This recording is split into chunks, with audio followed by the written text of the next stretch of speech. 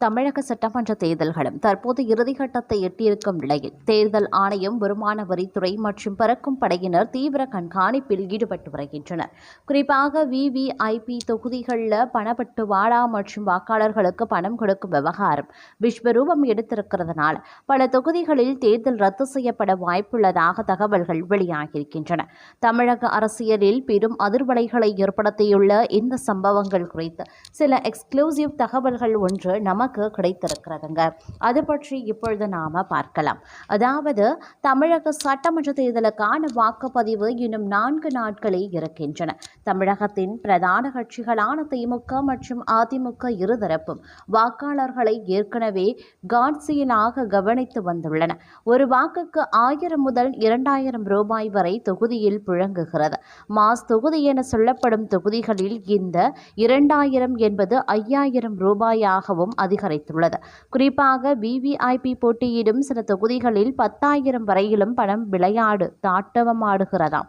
அதாவது ஆடும் கட்சியின் விவிபிஐக்கள் மற்றும் எதிர்கட்சியான அதிமுகவின் விவிஐபிக்கள் களமிறங்கும் தொகுதிகளில் இந்த வாக்குகள் பர்ச்சேஸ் என்பது அசுர பலம் பெற்றுள்ளதாக கூறப்படுகிறது.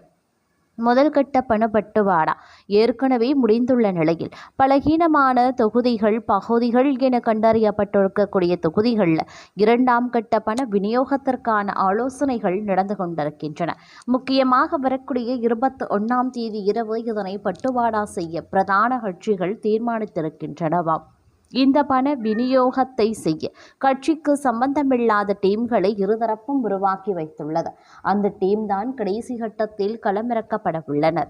இதையெல்லாம் கண் கொதிக்க பாம்பாக தேர்தல் பறக்கும் படையினரும் தொகுதி அப்சர்வர்களும் கவனித்து வருகின்றனர். ஏற்கனவே பண விளையாட்டு அதிகமுள்ள தொகுதிகள் என அடையாளம் காணப்பட்டு வந்த அந்த தொகுதியில் நடக்கும் பல விஷயங்களை பதிவு செய்து வந்திருக்காங்களாம்.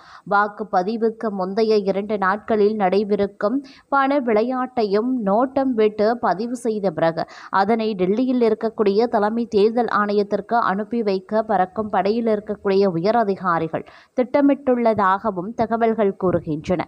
இதற்கிடையே வருமான வரித்துறையினரும் சீக்ரெட்டாக பண விளையாடும் தொகுதிகளை கண்காணித்து பதிவு செய்து வருகிறார்கள். அதனை பறக்கும் படையினரும் தெரிவித்து வருகிறார்கள். இந்நிலையில் தமிழகம் முழுவதும் 15க்கும் மேற்பட்ட முக்கியமான பல தொகுதிகள் தலைமை தேர்தல் ஆணையத்தின் ரேடார்களில் இருப்பதால் கடைசி கட்ட பண விநியோகத்தை பிடித்து அந்த தொகுதிகளில் தேர்தலை நிறுத்தி வைக்கும் யோசனையும் டெல்லிக்கு இருப்பதாக தகவல் தெரிவிக்கின்றன. ஜனநாயகத்தின் அடிப்படையையே கேள்விக்குறியாக்கும் இந்த பண விநியோகத்தை தடுக்க தேர்தல் ஆணையம் எடுக்கும் அதிரடி நடவடிக்கைகள் அரசியல் வட்டாரத்தில் பெரும் பதட்டத்தை உருவாக்கியுள்ளன. தேர்தல் நியாயமாக நடக்குமா அல்லது பணபலம் மீண்டும் ஒருமுறை ஜனநாயகத்தை வெல்லுமா என்பது இன்னும் சில நாட்களில் தெரிந்துவிடும். ஆணையத்தின் இந்த கிடுக்குப்பிடி விசாரணை தமிழக தேர்தல் வரலாற்றில் ஒரு முக்கிய திருப்புமுனையாக அமையக்கூடும் என்பதே தெரிகிறது. அது மட்டும் இல்லாமல் தற்போதைய சூழ்நிலையப்படி பார்க்கும் பொழுது மதுரை மத்திய தொகுதியில் இயக்குனர் சுந்தர் சி அதிமுக கூட்டணி வேட்பாளராக களமிறங்குகிறார்.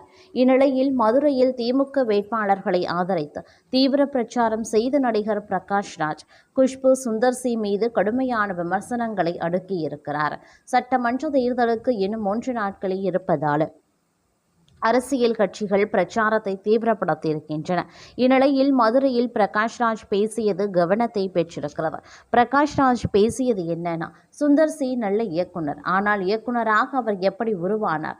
அவரை வேட்பாளராக அறிவிப்பதற்கு 3 நாட்கள் முன்னர் வரை படைப்பிடிப்பில் இருந்தார். திடீரென உங்களை வேட்பாளராக அறிவித்ததால் நீங்களே ஆச்சரியப்பட்டீர்களா இல்லையா? 3 நாட்களுக்கு முன்னர் வரை மதுரை மக்களுக்கோ தமிழகத்திற்கோ இந்திய அரசியலுக்கோ எந்த சம்பந்தமும் இல்லாமல் இருந்த நீங்க வேட்பாளராக அறிவித்த உடனே வந்து விடுவீங்களா? மதுரை மக்கள் என்ன ஏமாந்தவர்களா? இன்னும் விரிவாக பேசணும்னா நீங்க எந்த கட்சி? புதிய நீதி கட்சி என ஒரு கட்சி இருக்கிறது. அதன் வேட்பாளராக இறங்குகிறீர்கள். அக்கட்சியின் கொள்கை என்ன? அது பாஜகவுடன் கூட்டணியில் இருக்கிறது. ஏன்னா பாஜக நேரா வர முடியாது இல்லையா? மதுரை மக்களுக்கு பாஜகவை பற்றி தெரியும். எனவே கூட்டணி கட்சிக்கு 2 சீட் கொடுத்தாங்க. அதுல திடீர்னு உங்களை வேட்பாளர் அறிவிச்சிட்டாங்க. இது யானை மாலை போட்ட கதை தான். இப்போ நீங்க சிறந்த இயக்குனராக இருக்கிறீங்க. காரணம் அதற்கான முயற்சி, உழைப்பு. இந்த இடத்தில் களத்திற்கு வர எத்தனை முயன்றிருப்பீர்கள். ஆனால் எம்எல்ஏ பதவி மட்டும் ஈஸியா கிடைச்சிடுமா? களத்துல என்ன நடந்துட்டு இருக்கு, நமக்கு என்ன தகுதி இருக்கு, அப்படியே சும்மா பேசிட்டு கடந்து போயிடலாம் என வந்திருக்கிறீர்களா? ஆட்சியெனில் சில குறைகள் இருக்கத்தான் செய்யும். அதை மட்டும் பேசி கடந்துவிட முடியுமா? நிறைகளை பேசுவதில்லையா? இது எந்த மாதிரியான அரசியல்? 10 வருஷம் 3 கட்சிகளை தாண்டி இப்போ ஏதோ அரசியல் பேசிட்டு இருக்காங்க உங்க மனைவி குஷ்பு. அவங்களுக்கு கிடைக்காத சீட் உங்களுக்கு எப்படி கிடைத்தது என யோசிப்பதில்லையா என கேள்வி எழுப்பியிருக்கார். பிரகாஷ் ராஜினுடைய பேச்சு விவாதங்களை கிளப்பியிருக்கும் நிலையில் இது குறித்து குஷ்பு பதில் அளித்திருக்காங்க.